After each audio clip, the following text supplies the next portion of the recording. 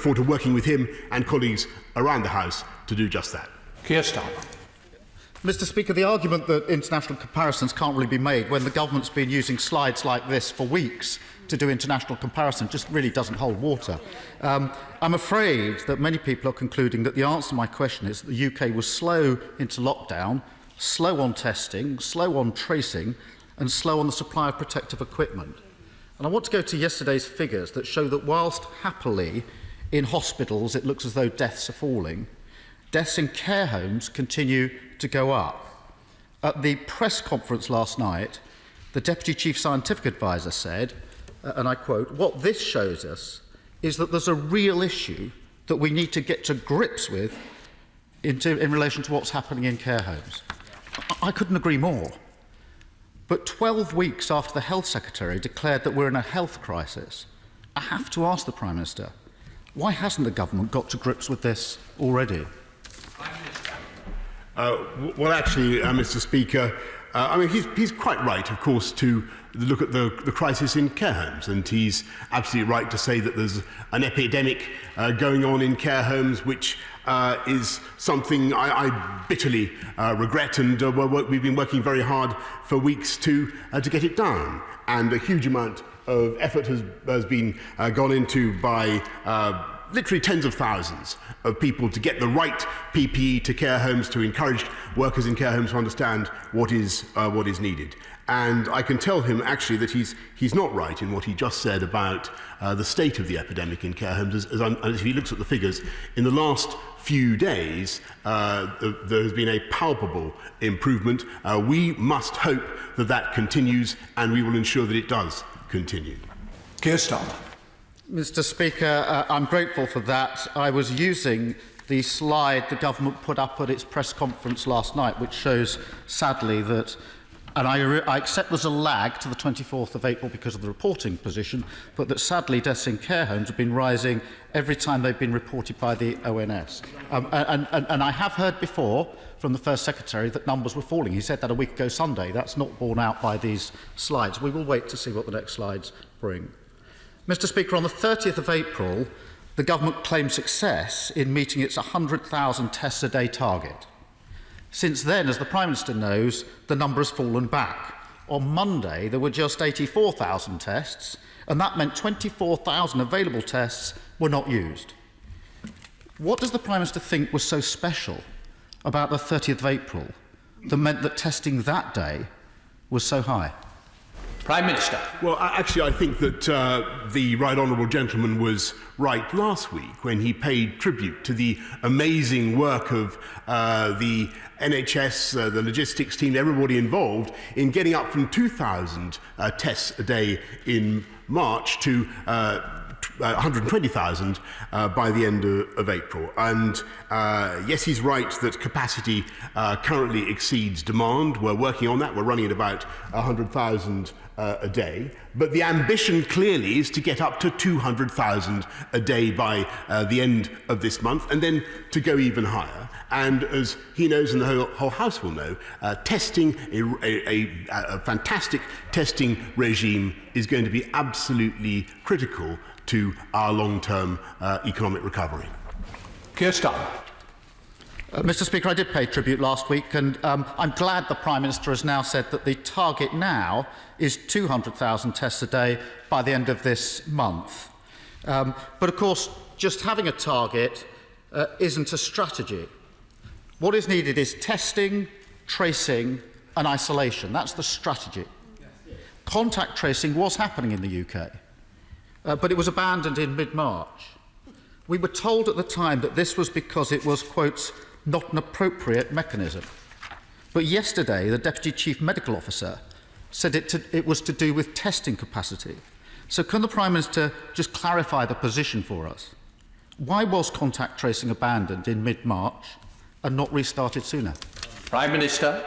As I think is readily apparent, Mr. Speaker, to everybody who's studied the situation, and I think as the scientists would confirm, the difficulty in mid-March was that the tracing capacity that we had and that had been useful, as he rightly says in the containment phase of the epidemic, that capacity was no longer useful or relevant, since the transmission from individuals within the UK meant that it exceeded our capacity then. Now, the value of the test, tracking and tracing operation that we're setting up now is that as we come out of the epidemic and as we get the new cases down, we will have a team that will genuinely be able to track and trace hundreds of thousands of people across the country, and thereby to drive down the epidemic.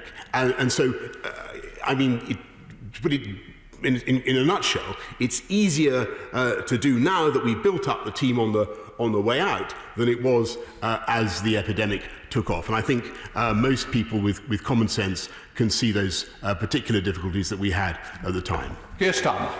Thank you, Mr. Speaker. I think the Prime Minister's confirmed it was a capacity problem. Can I wish the government well on the tracking and tracing now and on the app that's being trialled in the Isle of Wight? We all want that to succeed, and we'll all support that in hopefully succeeding. Can I turn to protective equipment, where clearly there are ongoing problems? Just this week, the BMA survey said that 48% of doctors had to buy their protective equipment for themselves or rely on donations. That's clearly unacceptable. And it's obvious that this problem is going to get even more acute if and when the government asks people to return to work. We're clearly going to need a very robust national plan for protective equipment. Can the Prime Minister reassure the public that they won't be asked to return to work until that plan is in place? Prime Minister. Yes, Mr. Speaker, I certainly can. And I share his frustration about PPE and the frustration that I think people have felt across the House and across the country. It's been enraging to see the difficulties that we've had in supplying PPE to those who need it. But I do pay tribute, again, to the work of hundreds of thousands of people involved in the logistics of supplying literally billions of items across the country in a timely way. There have been no national stockouts of any PPE item, and we are now engaged in a massive plan to ramp up domestic supply, and he'll be familiar with what Lord Dighton is now at work, so that, to get to his final question, we are able, in the long term, and it may be the long term, to satisfy the domestic needs of this country. Keir Starmer. And we will, of course, be setting out the details about that plan on Sunday. Keir Starmer again. Mr. Speaker, I was going to come to the plan. I'm grateful to the Prime Minister for that indication.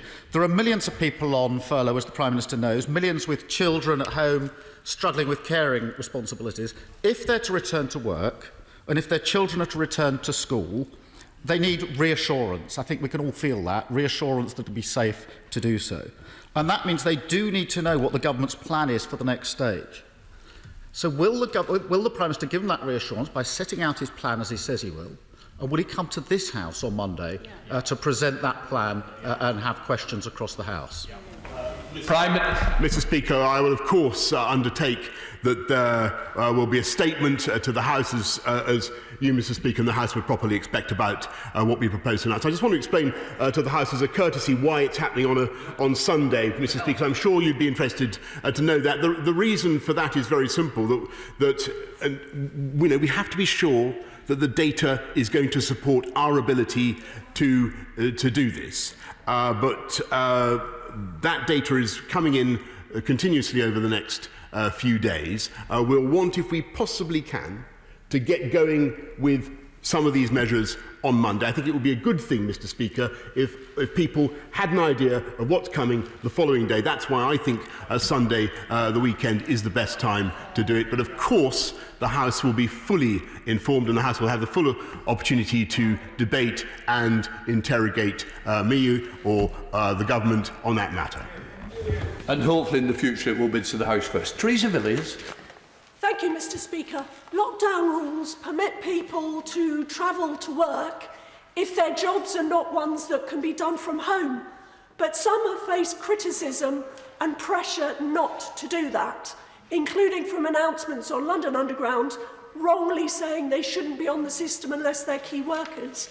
Will the Prime Minister ask the Mayor to restore public transport capacity in London so my constituents can travel safely and we can keep as much of the economy going as possible? Prime Minister. I thank my right honourable friend, and she's absolutely right that a crucial part of our success now in getting transport to run safely will be running a bigger and more expansive tube service so that people can observe social distancing. We will certainly be working with the Mayor to try to achieve that, though there must be, and we'll come to this on Sunday and next week as well, Mr. Speaker, that there must be mitigations to help people who, for those reasons, for the reasons of social distancing, cannot use mass transit. And there will be a huge amount of planning going into helping people to get to work other than by mass transit. And this will be, I hope, I know that my right honourable friend will, as a former Secretary of State for Transport, will agree, this is, or should be, a new golden age for cycling. We now go across to the Leader of the SNP, Ian Blackford. Ian Blackford. Thank you, Mr. Speaker, and I'd like to start by welcoming the Prime Minister back to Parliament and congratulating him and Carrie on the birth of their son Wilfred, and I, of course, wish Wilfred every health and happiness.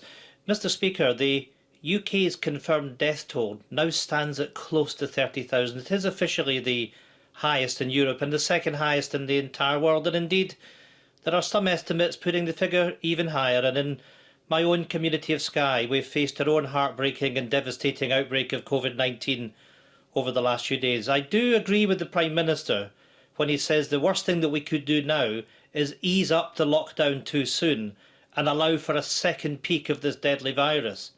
To protect our citizens, the lockdown must remain in place for as long as it's needed. Well, many people might want to travel, for example, to the tourist areas during the better weather. Will you join with me in reminding everyone that non-essential travel is not permitted? And does he agree with me that the First Minister of Scotland and our approach should be only led by the best medical and scientific advice, not the politics of posturing? Prime Minister. Yes, indeed, Mr. Speaker. And actually, I think that the last few weeks have shown the ability of the governments of all four nations to come together and to deliver very clear messages for our people. And I think it's been extremely helpful. I think the collaboration has been extremely helpful. And I can say to the Leader of the SNP that we will certainly be working with the government in Scotland, as we will be working with the opposition, with unions, with business, to make sure that we get the unlockdown plan completely right. And, you know, what he says is absolute common sense. It would be an economic disaster for this country if we were to pursue a relaxation of these measures now in such a way as to trigger a second spike. And on that point, I'm in complete agreement with him. Ian Blackford. Thank you, Mr. Speaker. I'm very grateful for the Prime Minister's answer, and I commit myself and my party and my government colleagues in Edinburgh and working with them on that shared agenda. However, some of his own government ministers are not following his own advice. Instead of working with the Scottish Government, the Scottish Secretary of State has been making political arguments about the Constitution rather than scientific ones about saving lives. And he's not the only one. This is not the time for opportunistic politicking. This is the time when we all must work together to protect our NHS and to save lives. We anticipate the Prime Minister will be making a televised address on Sunday concerning the easing of lockdown. This cannot be undertaken without the full input and cooperation of all our devolved governments. We must end this period of mixed messaging from the UK Government. Will the Prime Minister commit today that the substance of his address will be fully agreed to with the devolved nations so that all of our governments continue with this vitally important work of saving lives? Prime Minister. Yes, Mr. Speaker. And by the way, I forgot to thank the right honourable gentleman and other colleagues for his kind words about Wilfred, and I just want to thank him for that, because I forgot to say that. I'll be marked down if I don't. So thank you. And I share the right honourable gentleman's aims. We will do our level best to make sure that the outlines of this attract the widest possible consensus. I think that they can and ought to, and I'm delighted by his call for a prohibition, and I quote, on political arguments about the Constitution. And I think that would be warmly welcomed across this country. We'll go across to Andrew Bowie. Andrew Bowie. Thank you very much, Mr. Speaker. And can I add my welcome to the Prime Minister? It's great to see him back in his place, and add my congratulations to those of others, to himself and Carrie, on the birth of Wilfred. Mr. Speaker, my right honourable friend will know that the oil and gas industry is suffering from a perfect storm at the present time, buffeted as it is by the global oil price crash and the lockdown. This is a moment of real danger for the industry, with the prospect of tens of thousands of job losses unless action is taken. Tax incentives and investment by this party over the last decade have, of course, been welcome, but more action is needed now to protect jobs, ensure energy security, and ensure a future for this industry, which is key to delivering net zero by 2050. So can my right honourable friend promise to bring forward the oil and gas sector deal as soon as possible, and commit the UK government to investing in a transition part in the northeast of Scotland, ensuring a future for thousands of workers? Prime Minister. Thank you, Mr. Speaker, and I thank my honourable friend very much for his excellent question, for all his campaigning for the oil and gas industry. The whole House will have heard the fervour and learning with which he speaks on that issue, and I can assure him that our right honourable colleague, the Secretary of State for Business, Energy and Clean Growth, is actively engaged right now in pursuing this with the Sector Trade Association, and I'm sure he'll be wanting to take up progress with him.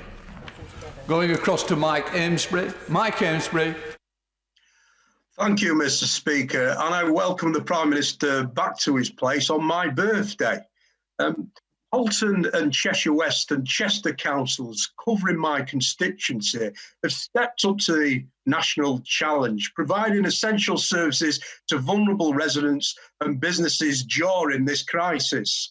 The government promised to do whatever it takes and fully compensate those councils and councils across the country. Yet both are millions of pounds short of the cost so far, billions nationally. How will the Prime Minister fulfil that funding promise and not return to the dark days of austerity? Prime Minister.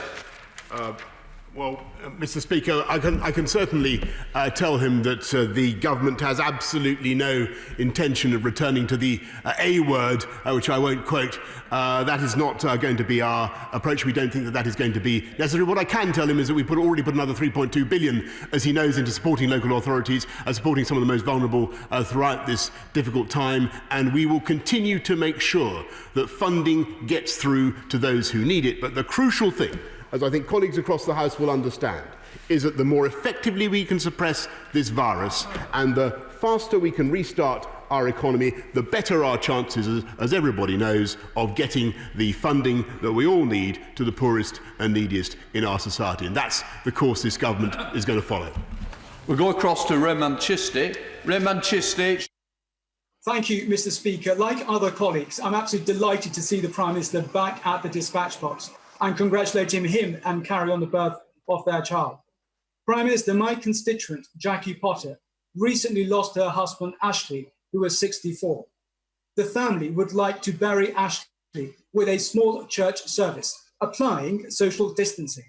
If Ashley were to be cremated, this would happen. But as he is being buried, under current guidelines, that is not possible. Can this anomaly between burials and cremations be urgently addressed so that families of all faiths who want to bury their loved ones, applying social distancing and in a faith service, are able to do so? Prime Minister. Yes, indeed, Mr. Speaker. And I thank my honourable friend, and I extend my deepest sympathies to the friends and family of his constituent, Ashley. And we're asking councils to do exactly that, to help people to attend without breaching the rules on social distancing. And I'm sure he'd appreciate we think that's the right balance to strike. We go across to Justin Mathers. Justin Mathers. Thank you, Mr. Speaker. Undoubtedly, the furlough scheme has prevented mass unemployment. But when companies like BA use millions of pounds of public money to furlough those staff at the same time as handing out redundancy notices, It's a kick in the teeth to both those workers and the taxpayer. And it's concerning that reports today suggest the furlough scheme may be wound down after June. So, Prime Minister, wouldn't it be an obscenity, either through employer decisions or government inaction, if those people whose jobs we've been trying to save end up redundant anyway? Can I just say, before the Prime Minister answers, please will members ensure they don't have political slogans behind them when they are speaking. Prime Minister. Mr. Speaker, I think actually the furlough scheme has been one of the outstanding provisions that this government's been able to put in. I think it's given huge numbers of people, more than 6 million people in this country, the security that they need. Obviously, what we want is to make sure that people continue to feel security, but at the same time, what we also want is to enable people safely and securely to go back to work and to earn their pay packets as they want to do. Ben Bradley. Mr. Speaker, can I add my welcome and congratulations to my honourable friend and ask him if he agrees with me that our FE and HE institutions have a huge role to play in rebuilding our economy, and particularly in supporting and retraining those who have lost their jobs. Has he considered what they might offer and indeed how we might incentivise them to offer the right qualifications and support, particularly for businesses and new entrepreneurs? Prime Minister. I thank him very much, I thank my friend very much for all the work he does to champion the cause of education, particularly further education on the Education Select Committee. As he knows, the agenda of this government remains unchanged, to unite and level up across our country with infrastructure, technology, education above all, and that includes our world-leading universities, which are now formulating vaccines against this disease, and of course further education, the skills that our economy is going to need so badly for a sustained economic recovery. We go across to Murray Black. Murray Black. Thank you, Mr. Speaker. Since the government are refusing to even discuss universal basic income, I was glad to see them at least recognise the need for an increase in universal credit entitlement. However, there's been no such increase announced in employment support allowance. So I want to ask the Prime Minister what plans he has for a similar increase in ESA, and if not, can he explain why he feels people who are sick or have a disability require less support at this time? Prime Minister. As she knows, what we have done is remove the 7-day waiting time for ESA, and I'm glad, though, that she pays tribute to the big increase in universal credit, another £1,040, benefiting 4 million families across this country, a total investment of £7 billion. I think what everybody wants to see is not just people taking universal credit, but as I've said now several times, what they want to see is a careful, sensible programme attracting the widest possible support to continue to suppress the disease right down, but to allow our economy to start up again. Simon Fell. Thank you, Mr. Speaker. I've been very impressed by how businesses and individuals across my constituency have been buying and lending devices so children can learn at home during this pandemic. This initiative will obviously be significantly enhanced by the £100 million given by the Education Secretary recently. But the member for Harlow, the chair of the Education Select Committee, has suggested that when schools do go back, a catch-up premium should be brought in to close the gap between those most disadvantaged and left behind and their peers who are better off. In constituencies like Barrow, this will make all the difference as we rebuild. Will you commit to such a scheme? Minister. I thank my honourable friend and I congratulate him on the way he's representing his constituents in Barrow. He's exactly right. That's why, amongst other things, we are ensuring that there are extra computers and laptops for disadvantaged communities. We're making sure that we supply them with more 4G routers, invaluable at this particularly difficult time. And there will be more to come, Mr. Speaker, because this is a government that is going to pursue our agenda of uniting and levelling up across the whole of the UK. Go across to David Linden. David Linden. Thank you, Mr. Speaker. Since the government lowered the benefit cap threshold in 2015, it's been frozen, which is essentially a real terms cut every year to those it affects. Now, CPAG, the Resolution Foundation, and the IFS are just some of the voices calling on the government to remove the cap as part of its coronavirus response. And we know that 93% of those households affected by the cap have children, and it's ultimately those children that are losing out from this policy. So will the Prime Minister do the right thing and scrap the cap? Prime Minister. Mr. Speaker, as I've just told the House, I think he asked for lifting the cap on benefits, and as I've just told the House, there's already a total of £7 billion extra that's gone into universal credit alone. Go across to Rob Butler. Rob Butler. Thank you, Mr. Speaker. These are very dark and difficult days, but can I highlight the amazing work that's being done by volunteers across the country to help others? In my own constituency, there are dedicated groups delivering groceries and prescriptions from Stoke-on-Church to Bedgrove, from Hughenden to Berryfields. I wonder if my right honourable friend would join me in thanking them all, but perhaps especially congratulating the organisers of Bernie the Bus, which, whilst it collects food for the food bank, plays very loud party music out of the back, bringing a real note of joy and happiness to the local communities as it performs a valuable public service. Prime Minister. Well, as a thank you, I thank my honourable friend, and as a great believer in buses and part-time manufacturer, can I agree very strongly with him about the good work done by Bernie the Bus and all who support it and travel therein. We now come to the final question from Lillian Greenwood. Lillian Greenwood. Thank you, Mr. Speaker. The Community Secretary has rightly recognised that council workers are the unsung heroes of this crisis and promised to give local authorities the resources they need. But my city faces a gap of up to £55 million as a result of extra costs and lost income. Our communities bore the brunt of austerity. They cannot carry the burden of coronavirus.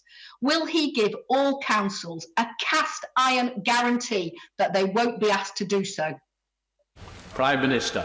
Well, I thank her very much, and she's absolutely right, as anybody knows, to draw attention to the difficulties, the straitened circumstances, the pressures that local councils have been under, and that's why we put the extra 3.2 billion in immediately to help them cope. And she should know, by the way, that Nottingham, her own city, has already had an extra 19 million to help deal with the pressures of coronavirus, and certainly that is by no means the last of the support that we will be giving to our fantastic frontline council workers who, as she rightly says, have borne so much of the brunt in this crisis. We now come to the urgent question to Secretary of State for Business, Energy, Industrial Strategy.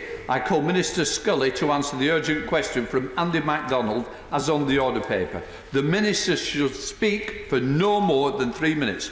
Minister. Thank you, Mr. Speaker, and I am grateful for the opportunity to answer the question.